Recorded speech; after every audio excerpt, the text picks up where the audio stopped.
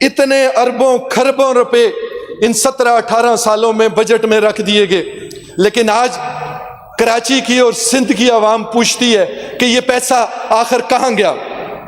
ایک بندہ اگر بیمار ہے اس کو گھر پہ مرنے کی اتنی فکر نہیں ہوگی جتنا اس کو ڈر ڈسپینسری میں جا کے مرنے کا ہو جائے گا۔ خود میڈم کے پاس میں حاضر ہوا ہوں، ان کو میں نے تصاویر دی ہیں، ساری چیزیں دی ہیں، منت کی ہے اور کرنگی کی ڈسپینسریوں کے حالات بتائے ہیں، لیکن اسپیکر صاحب سارا معاملہ جوں کا توں پڑا ہوا۔ کراچی، سندھ اور میرا کرنگی آج بھی بیمار ہے۔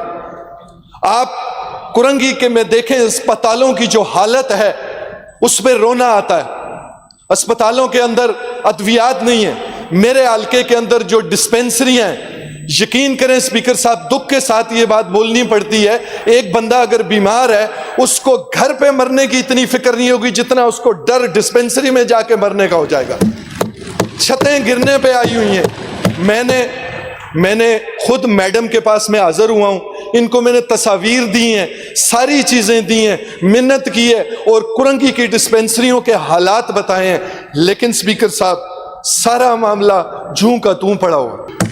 میں مائک بہت کم لیتا ہوں، بہت کم بولتا ہوں، میری عادت نہیں ہے کسی پہ تنقید کرنے کی، لیکن اسپیکر صاحب جب اپنے حلقے میں جانا ہوتا ہے، جب لوگوں کے بیچ میں بیٹھنا ہوتا ہے تو ان کی تکالیف، ان کے دکھ جب انسان سنتا ہے تو انسان کو اپنے آپ کے اوپر شرم محسوس ہوتی ہے۔ وائنڈ اپ کر لیں ساجد جی صاحب۔ اسپیکر صاحب، جناب اسپیکر صاحب اتنے اربوں خربوں روپے ان 17-18 سالوں میں بجٹ میں رکھ دیے گئے، لیکن آج کراچی کی اور سندھ کی عوام پوچھتی ہے کہ یہ پیسہ آخر کہاں گیا؟ سوال یہ ہے کہ کراچی کی عوام کو ان منصوبوں کا فائدہ کیا ملا؟